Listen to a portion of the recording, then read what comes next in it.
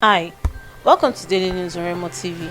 I am Ibukola Usanya. First on national news.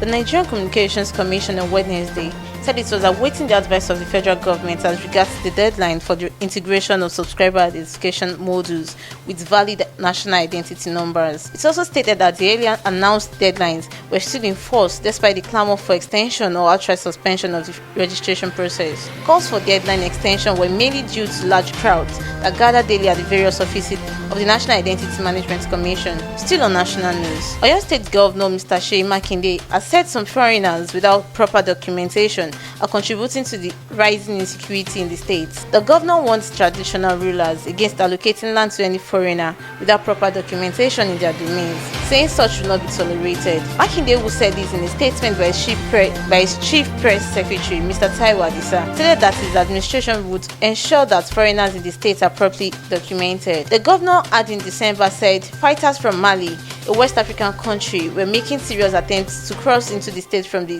Shaki border. On local news, the Ogun State government has described the death of billionaire businessman Bolu Akinolugbade as a major loss. Akinolugbade reportedly died of COVID-19 complications on Wednesday. The special advisor to the governor of public communications, Remi Azan, said he was an achiever par excellence, one of the foremost citizens of Owu Kingdom, which is the same kingdom former president came from. On international news, President-elect Joe Biden urged the Senate Wednesday to address the priorities of his agenda, even as it deals with the second impeachment of Donald Trump. In his first comment on the impeachment, Biden said the US is saddled with the coronavirus pandemic and an ailing economy, and he needs the Senate to approve his cabinet choices swiftly so the new administration can get to work after it takes office January 20. A Senate trial of Trump would begin only after these dates. I hope that the Senate leadership will find a way to deal with their constitutional responsibilities on impeachment while also working on the other urgent business of this nation, Biden said in a statement.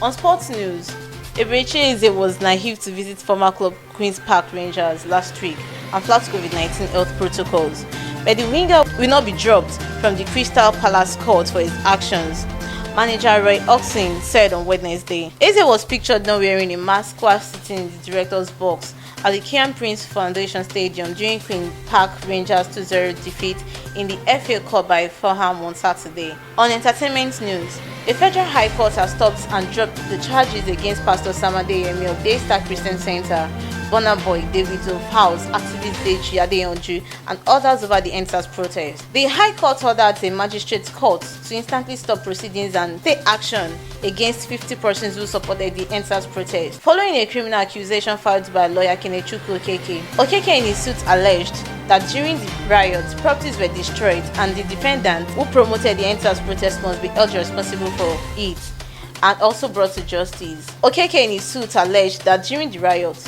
properties were destroyed and the defendants who promoted the NSAS protest must be held responsible for it and also brought to justice. That will be all for today on Daily News.